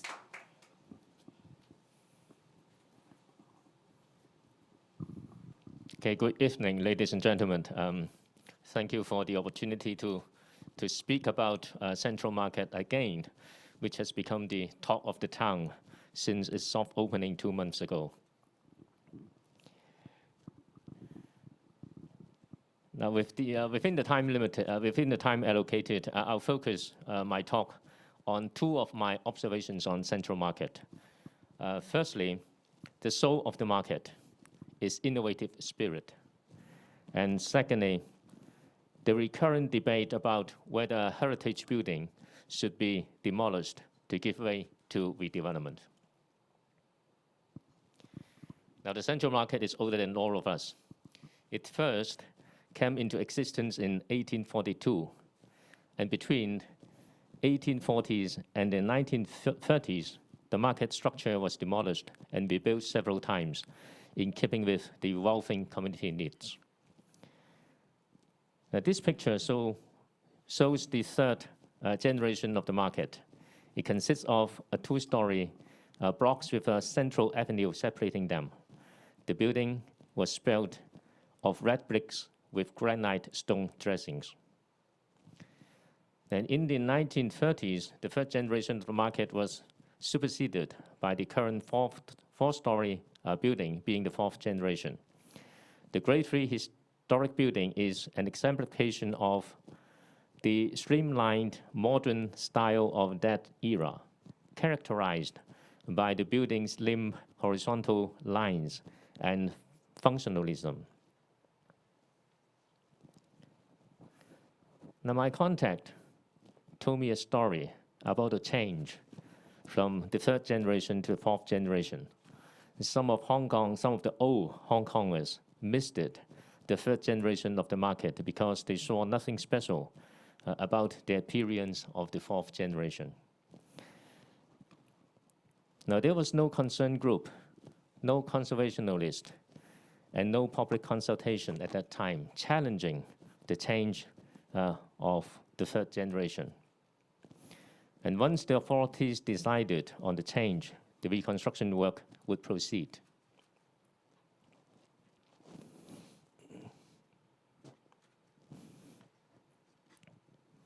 In the past decade, there have been different views about what should be done to the existing fourth generation of the market. Now, on the one hand, there were suggestions that the existing market should be redeveloped to bring more benefit from the land use optimization angle. And on the other hand, some conservationalists advocated a total conservative conservation approach with minimal intervention. And the decision maker eventually went for a middle-of-the-road option. Now, as mentioned by Angela earlier in the 2009 policy address, the then chief executive announced the removal of Central Market from the list of sites for sale by application. And URA was tasked to revitalize the market as part of the Conserving Central initiative. An urban floating oasis scheme, the UFO scheme, was originally proposed to be adopted with an additional floor hovering above the existing historical building. It would have represented a new episode of the Central Market's life, being a pioneer of innovation. However, The innovative UFO scheme was dropped due to financial considerations before I became MD of ERA in 2016. Now, after extensive public engagement, a comprehensive structural survey, and a process to reach broad consensus on design and adaptive reuse, ERA commenced the first phase of the revitalization work in 2017. The revitalized market was reopened to the public 2 months ago for the enjoyment by the general public in the heart of Central. The two questions came to my mind. If there were concerned groups back in 1930s, could the third generation of the market have been retained? My second question is, if the third generation had been retained, is it acceptable now to replace it by the fourth generation? Now, I have no answer to these questions. I would say there is no correct answer to how a historical building should be preserved. It varies with time, depending on a mix of economic, socio-cultural, and political considerations. But if I were MD a few years earlier, what would have happened? Now, I would still support Conserving Central, but I would have borrowed overseas experience of provocative design to preserve historical buildings and adopted the UFO scheme. Also, I would have pushed for the transfer of unused plot ratio above the Central market to make the UFO scheme more financially viable. Now, the fourth generation is retained. And I have heard some people saying that the old building is soulless. I disagree. Now, in my view, the Central market has more to remember other than the conspicuous architectural features retained. Just like any living person, the Central market, as a living heritage, has a soul attached to its old building. What is the Central market's soul? Now, I would use the word innovation to summarize the essence of its soul. Now, putting ourselves into the shoes of those living at the turn of the 20th century, we'll be able to appreciate that the Central market has pioneered and distinguished itself from the ordinary at those times in many respects. Now, first, innovative materials were used to construct the fourth generation Central market. Unlike market built before the 1930s, which were mainly built of brick walls and pillars. Reinforced concrete, a relatively new material at that time, was used in the Central market to build a column, beam, and slab structure, which allowed high ceilings and provided added freedom in interior spatial planning. The Central market was also an innovation operationally. The second generation of the market was the first covered multi-story market in Hong Kong. Unlike typical on-street markets and bazaar-type markets of the era, the more robust structure and indoor trading environment protected the market operations, the traders, and the customers from inclement weather. And the existing fourth generation market building brought the innovation to new heights. The better planned spatial arrangement in a multi-level setting in the fourth generation of the market not only enabled greater segregation of different types of market stalls with hygiene benefits, but also improved people circulation for more effective market operation. Ingenuity can also be seen from the functional design of the market. An example of an innovative functional feature was the market's refuse collection system. It allowed collection of refuse from each floor through a thread all the way down to the ground floor, where a garbage truck could be parked close to the outlet to collect the refuse. This clever refuse collection arrangement was unprecedented at that time, achieving great saving in time, cost, and labor. And if you have been to Central Market, there was also a lift provided for vertical transportation. Now, the central open yard and ventilation openings in the current Central Market were innovative, environmentally friendly features in the 1930s, facilitating daylight penetration, natural airflow with health benefits. The market also had new design features to facilitate business operations. Now, for example, the fish stalls on the left have built-in freshwater and fish tanks, while those for selling vegetables and fruit on the right have built-in shelves that suit the shapes of the products. There was no concern group at that time, as I mentioned earlier. All these development authorities invented all these design features, operational and decanting arrangements of their own accord. So such proactive, innovative attempts were valuable lessons to learn for all of us, in particular our colleagues in the government. Now, the new port house in Antwerp of Belgium, designed by the late Zaha Hadid and completed in 2016, converted a derelict fire station into a new headquarters for the Port Authority. It is an innovative blend of old and new architecture under a provocative design approach, very much similar to the UFO design of the Central Market. So it is true that if we had accepted the provocative approach and had used the UFO design, then the new epical Central Market could have an innovative body and a soul of innovation. However, the decision was to retain the old body before I joined URA. Now, although a provocative design could not be adopted, as MD of URA, I can still focus on manifesting the innovative spirit in other dimensions that are not visible or tangible, such as innovative materials, spatial use, new technology, and operations. Extensive building rehabilitation work need to be carried out to improve the physical conditions of the building and to extend the usable lifespan. And one of the challenges was to carry out such work within the structural components loading limit. So innovative solutions, including the use of innovative repair materials, were needed to overcome such a challenge. Now, to this end, we apply fiber-reinforced polymer composites to repair the reinforced concrete structure. Now, the beauty of this material is that it can be applied to the surface of columns, beams, and slabs as a protective adhesive layer for higher structural strength and durability without affecting the appearance of the building structure. The innovative use of space in the future Central Market is essential to address a common aspiration expressed by community stakeholders.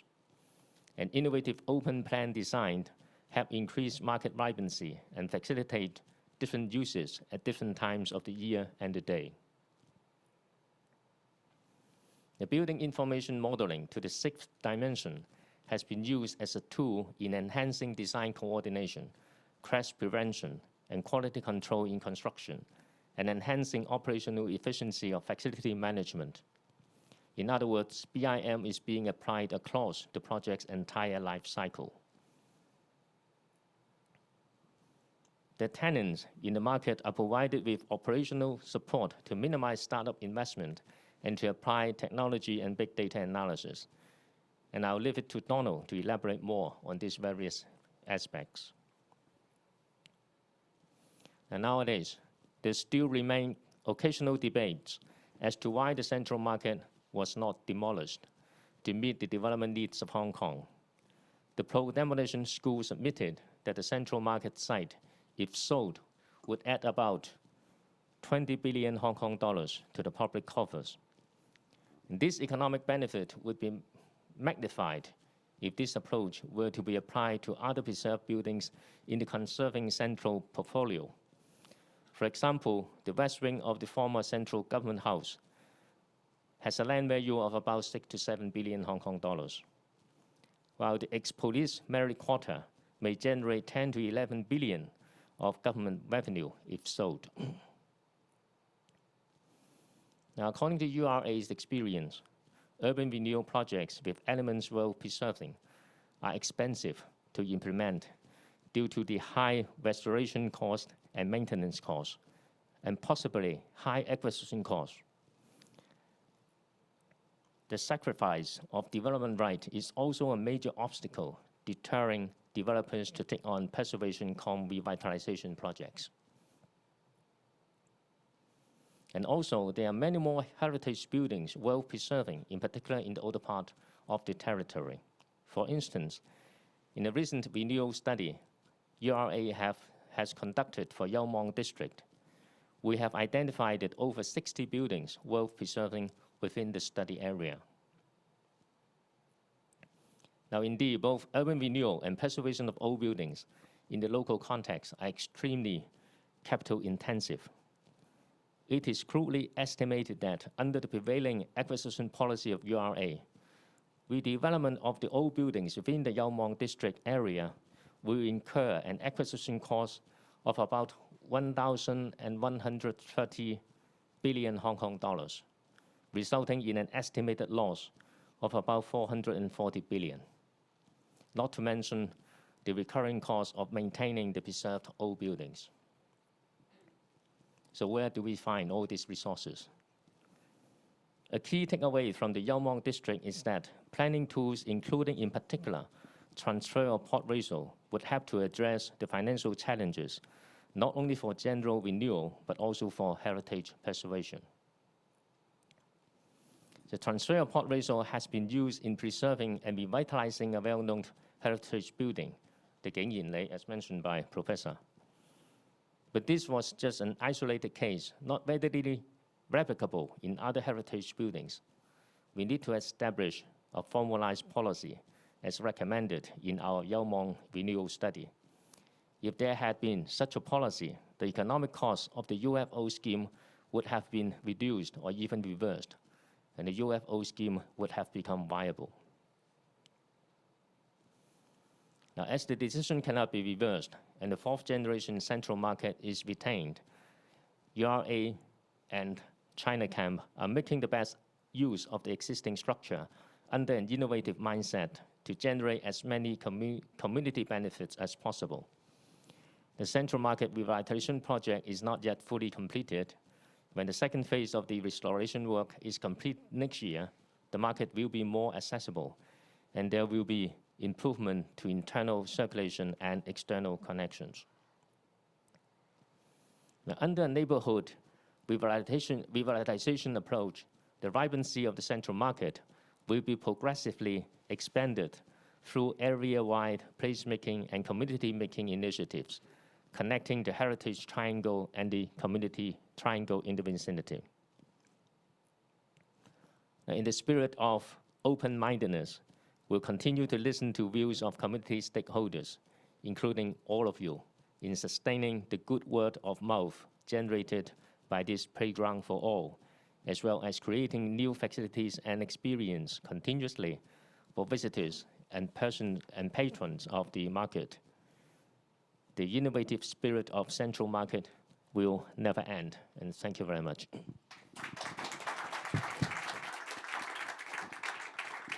Thank you, Mr. Wai, for your great remarks and advocating for the innovative spirits for the coming revitalization projects.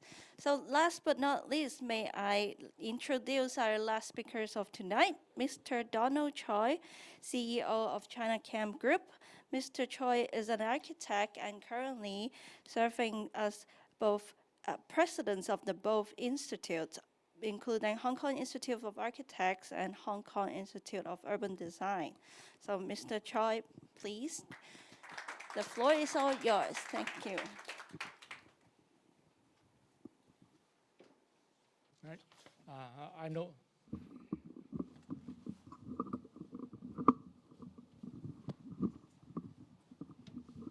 Well, I noticed that this is late in the evening already, so I will go relatively brief in my sharing this evening with all of you on our experience of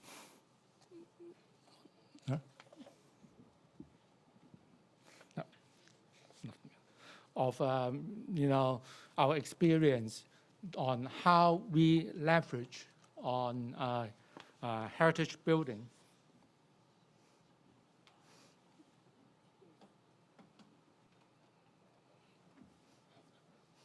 for placemaking and also to really create a vibrant community hub, for Central. I first learned of placemaking and the importance of quality public space as an essential component for a harmonious community in my reading back in the late 1970s of Jane Jacobs' book, The Death and Life of Great American Cities. Jane Jacobs was my hero with her commitment to kind of defense and protect local communities and neighborhoods. She organized grassroots campaign to resist the wholesale destruction of urban community under the New York power broker, and I would say at the time, the planning titan, Robert Moses, resisting Moses' proposal to put a new 4-lane kind of road near Washington Square by demolishing over 400 buildings in Greenwich, protecting and also protesting against Moses' suggest routing of the Lower Manhattan Expressway through Soho and Little Italy of Manhattan. I know that it is really important to have quality places to people enjoyment for them to enjoy their city life. We need to reimagine and recreate Hong Kong everyday public places for the community. We shall engage the community so people can collectively build their lives around public areas and places. For urban designers, architects, we are committed to build places with heart through placemaking to create shared value for all. Central Market is really central to the placemaking question. It could be a catalyst to demonstrate the success of the private-public partnership approach to public place. Conserving Central requires the participation of all stakeholders, public and private, must come together and work together to make public place safe and enjoyable for all walks of life. As the last piece of the puzzle of a public place in Central, Central Market has become an exceptional demonstrative experiment for this approach. So Chinachem is very aware of our responsibility to ensure that we, working with URA and the community, could make this project a success for all. The successful transformation from a closed wet market since 2003 into a vibrant community hub providing public space and greenery amidst the hustle and bustle of Central is a great opportunity for local business as well. There are many historical, significant, and culturally interesting places in Central. For example, a lot of the speakers have already mentioned, PMQ, Hong Kong, Little Soho, up this hill, Lan Kwai Fong, Dr. Sun Yat-sen Museum, etc., Dai Kwun, obviously. Central Market, since its early days in the 1980s, has been the meeting place of Hong Kongers. It captures the heart and provides warm memories for many generations of Hong Kongers.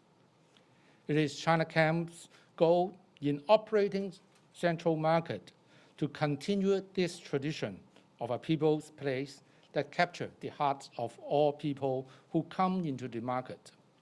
We want Central Market not to be a conserved museum piece, but a lively and vibrant place, full of energy and joy, a place that is inclusive, for the community to enjoy. Central is interesting because of its diversity and inclusiveness. We have many interesting places within easy walking distance. Central Market has been able to contribute and become an important component, making up the heritage triangle, community triangle, and the retail-tainer kind of triangle in the conserved central scheme. The heritage triangle, as mentioned by speakers, PMQ, Daigun, and Central Market. The Central Market, with its streamlined Art Deco architecture and traditional market culture, is different to that of PMQ and Daigun and creates actually historical interest for visitors to examine Hong Kong past.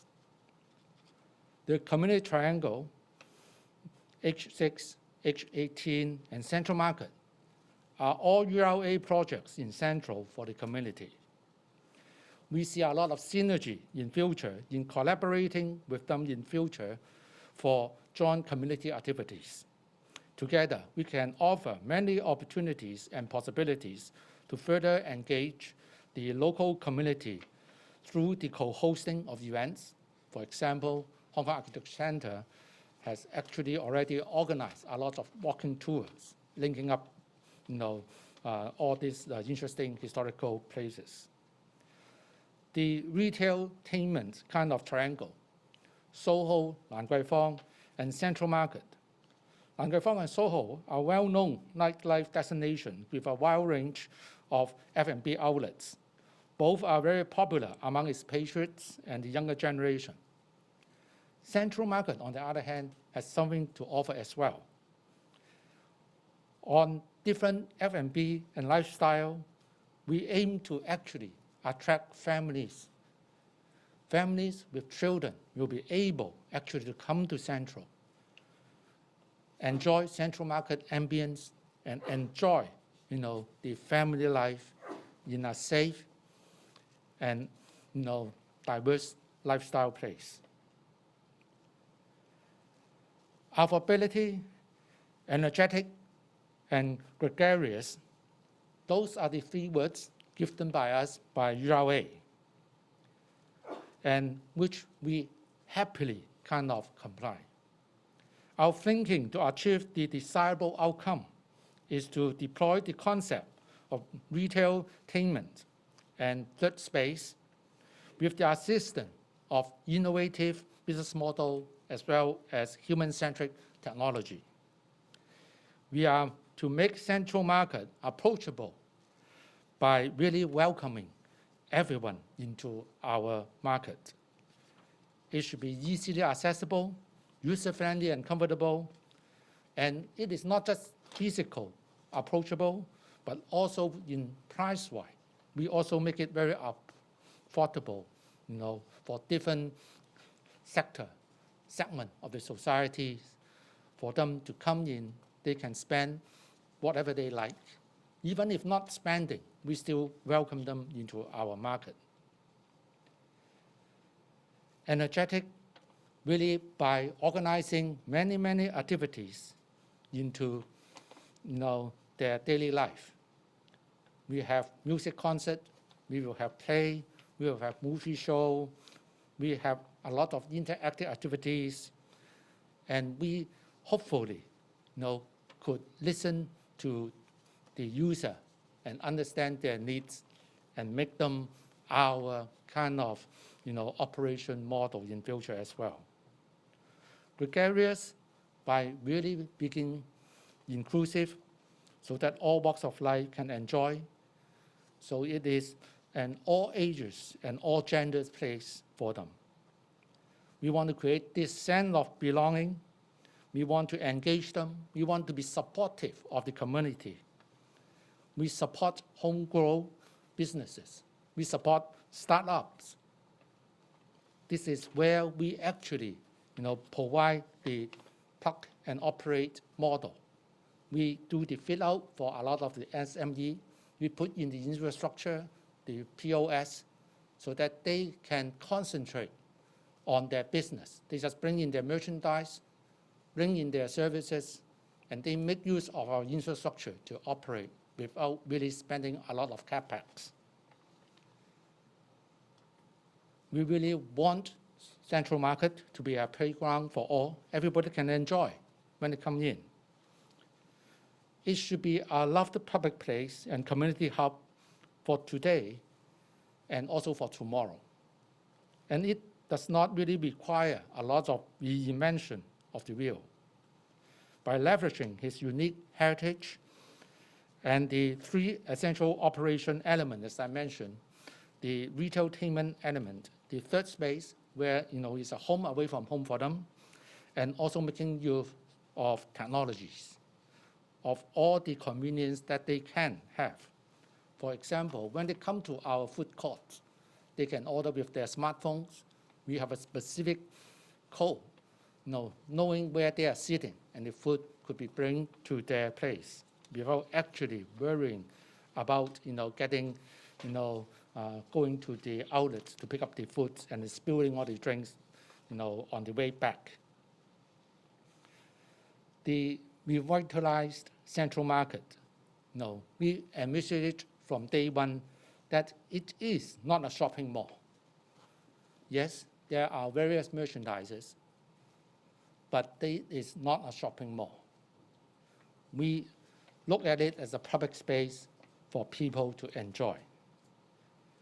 We want to bring together the new neighbors, the old community, the working professionals, the tourists and visitors in a vibrant public space for people of all walks of life to meet, mingle, get to know each other, and socialize together. And this is really the playground for all.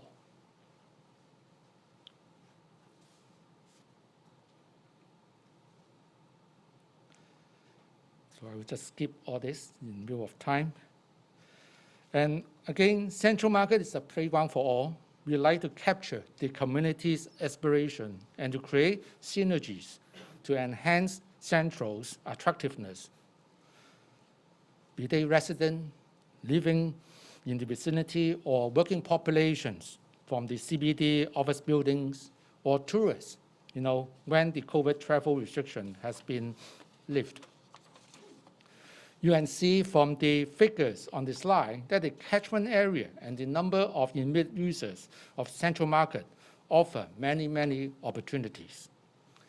Central Market has the potential to fulfill the public unmet demands for local culture and heritage, new retail experience, F&B concepts, community engagement, and entertainment activities.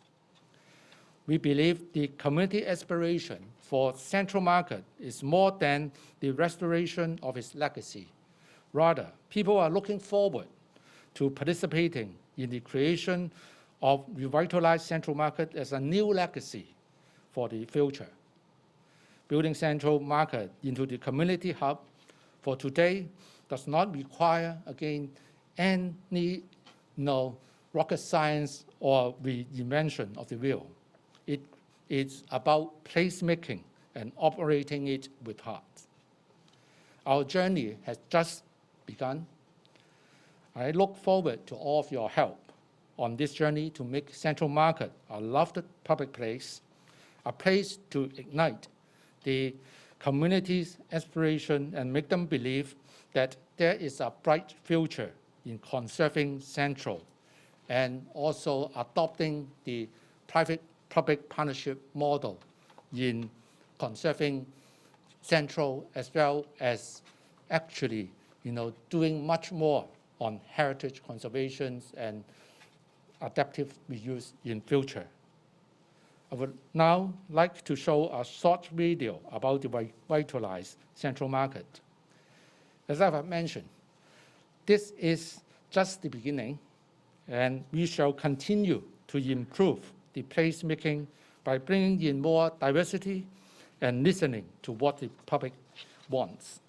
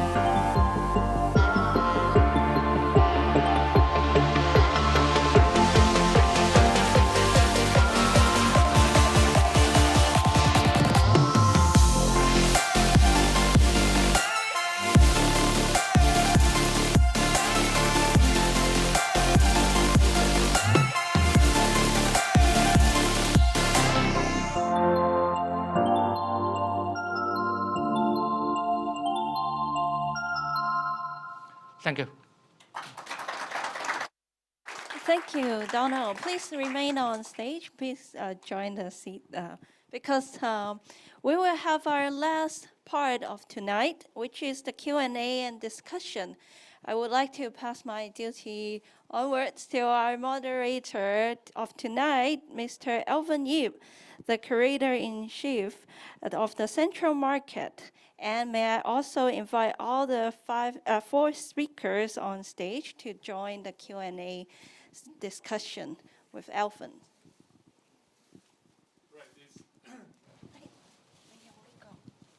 Okay. Well, it's 8:35 now. So first of all, may I ask another 20 minutes or so from you? Is that all right? 30 minutes. 20 minutes. It's okay with everyone, right? So I have a couple of questions online in my phone, but of course you have the priority. So a question, we start without further ado. Let's start. Is there any question from the floor? Anyone? All right, Franklin first, sorry, Roger. So please, pass the mic to that gentleman.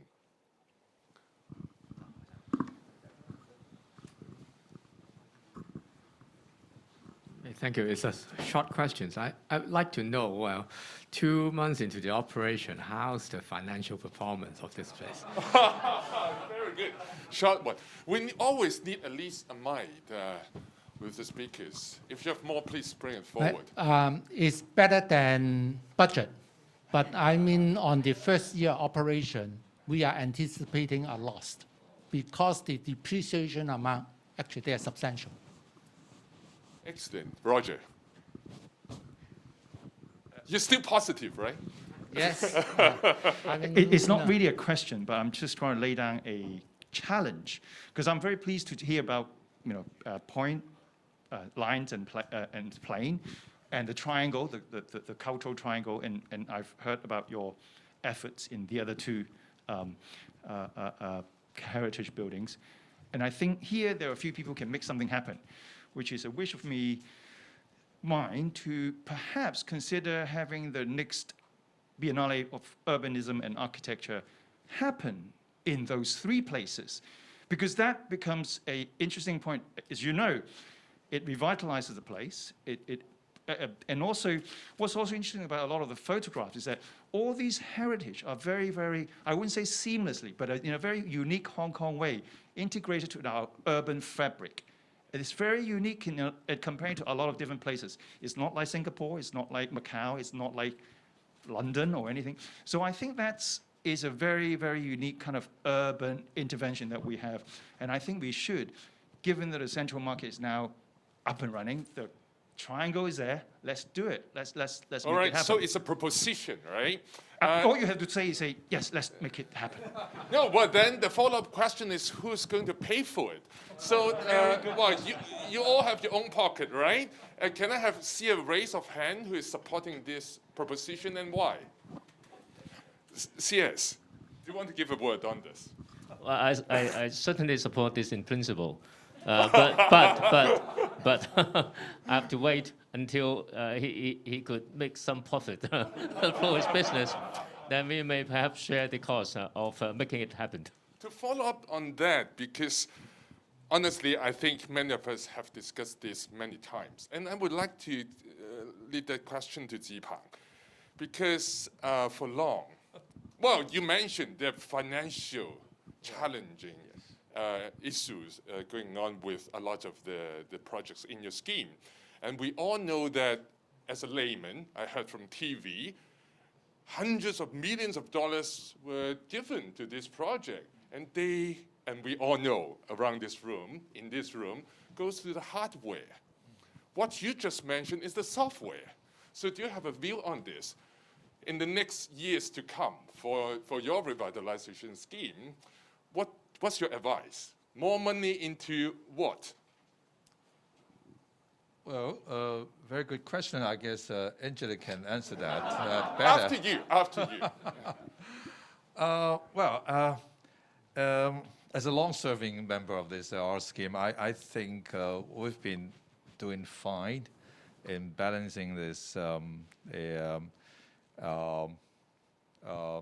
giving money to great money to restore the building, and then hoping that the building be reused up to the expectation of the public.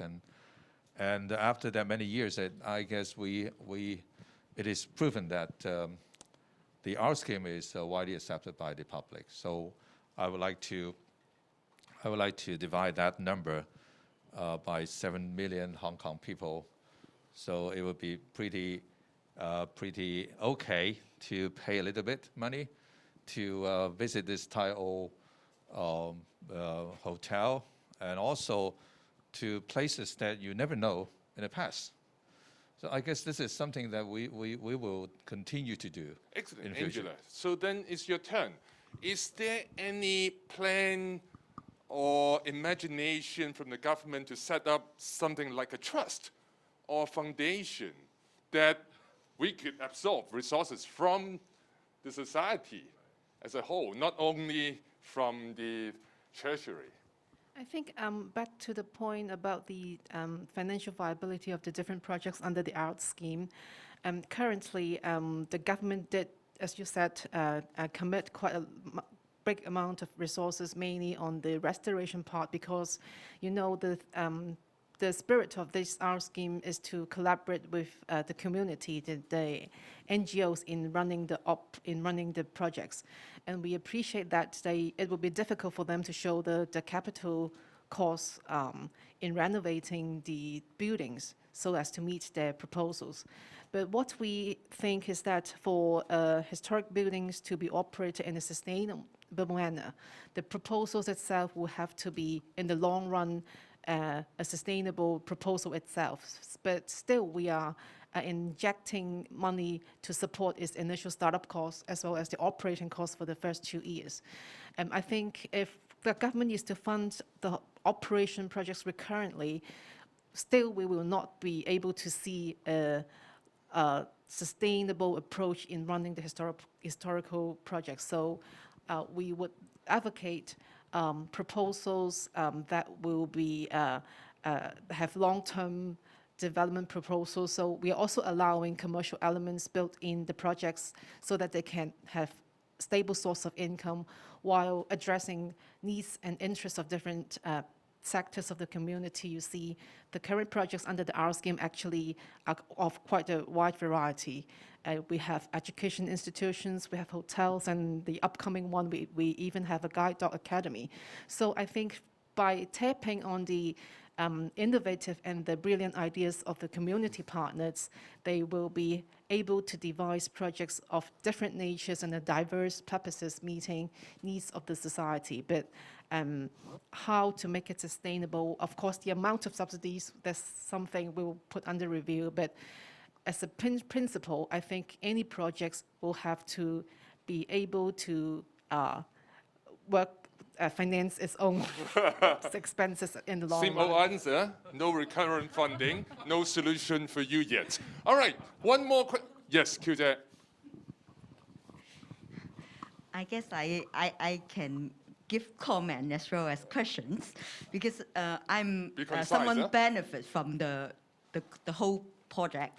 I start new brands at PMQ as well as Central Market, and then I think it's not the right occasion to share what I have learned. You know, when the design profession go into the market, and all the blood and sweat I have spent. So I also benefit from, you know, even during the construction stage. You remember we built the exhibition through the walkway. We do the UABB using the first event here in the Connect, okay, at that time. So I don't think you need a big budget. You just need to get the right opportunity and then grabs it, and then we can do it, okay? Now, I have a question, because Mr. Wei mentioned about, you know, the abundance scheme, you know, kind of a regret. But with today technology and structure, you know, we can still do the transfer of energy, transfer of port ratio. We can still, you know, implant, you know, localized foundation to build on top. So will that be a stage 2? No, first of all, I'm not authorized to answer this question. According to the Urban Renewal Ordinance, my core business should be redevelopment and rehabilitation. Revitalization and preservation are not our core business, and I have to wait until Angela give me an instruction or give me a direction, then I'll proceed. He's your former boss, huh?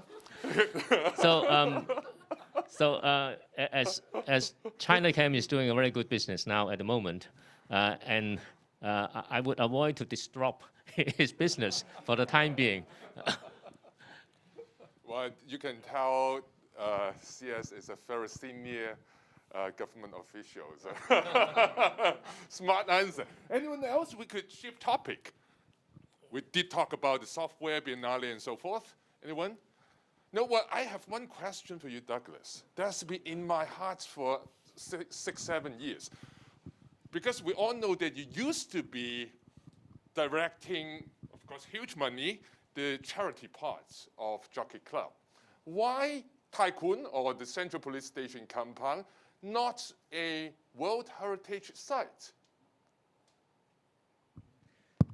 UNESCO World Heritage Site, as you know. Yeah. Well, basically, I think just now we mentioned that Tycoon, through his journey, we're talking about a journey of almost 2 decades. When I was at the Jockey Club, this project was under my supervision for 5 years. I would say that in my career, it's one of the most difficult projects, which I love and hate.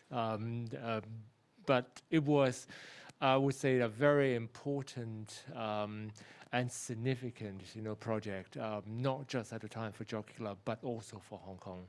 And now I'm so glad, to see the achievements, and I'm sure what we have seen in terms of awards, in terms of its recognition within Hong Kong and outside of Hong Kong. I mean, this is not the end. I'm sure more and more people will appreciate, especially when COVID is over, when our tourists come back, and people can come and appreciate how much has gone into the revitalization of Tycoon. But I want to underscore the importance of software again. Back then, before the completion of the conservation and revitalization, there were already lots and lots of discussions as to the future use of Tycoon. And we recognized at the time, when I was there at Jockey Club, that we know that the freshness of the place would only last like 2-3 years. When people come and they take all the photos, they do all the IGs, what will bring them back? I mean, this is, I think, the 2 to key 3 question. weeks, indeed. Key question, I think, for every heritage building after revitalization. I mean, what is your attraction, especially when new revitalized historical buildings, come up? Every year we have 2 or 3 more, and then people will just go to the new places. So the only thing that will bring them back is that you have strong software, you have programs that would continue to attract these people, your visitors, to come back, and every time they find something new. And their experience would be something memorable, something that they look forward to seeing new programs, new software, for them to have a reason to come back again. So how is this done? I mean, of course, we talk about, of course, individual historical buildings. You could have a team, depending on your resources, and come up with all these attractive programs. But why not collaborate together, especially when we talk about, Central, when there are so many buildings, when there are so many strong operators, deep pockets, many of them. And then I think their success will be a shared success. And I think it's important that they work together, not just as individuals, but whether or not they could design something together.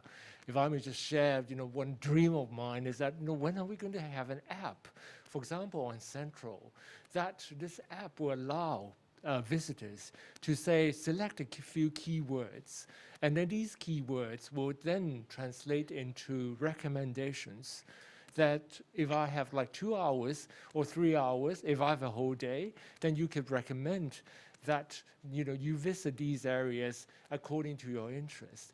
I mean, some of these, with technology and all of that, I mean, it's not just one historical building benefiting, but many operators, could work together, and we could, enjoy, these richness and the treasures and these remarkable, heritage in one go. Another new startup. Now, I really cannot agree more than that, because I always tell my students also, revitalization is like a person getting a new job. And getting a new job is not about simply having a new outfit, a new dress or a new suit, right? It's about really kind of giving yourself a new capability, right? So I think the software, new skills, most important. Now, Donald, because I think we're 1 minute away from our 20-minute limit, and I think that myself and Sunny could skip any of the closing remarks. So why don't you give a closing remarks after seeing all the presentation today, especially from your point of view as an operator? Well, Hong Kong has all the right elements to make it really a world-class, competitive city. I think, again, people talk about hardware. I'm an architect, but I think, the building itself actually is not sufficient, right? It's the people, it's the software, what goes into the building, what activities, that is most important. And I think we need to actually work harder on that. By the way, I was so excited when CS was showing deliberately expressing his preference of the previous scheme. Will you be equally happy as operator to receive that building than the current situation? Well, I think I will receive the shell, doesn't matter what it is, okay. Right? As long as it's the same location. Right, location wins. All right, so any other burning question? If not, we draw a line now. All right, so a round of applause, and thank you, all of you, since so late. So organizers, do you have anything to supplement? No, right, so thank you, everyone. Good night.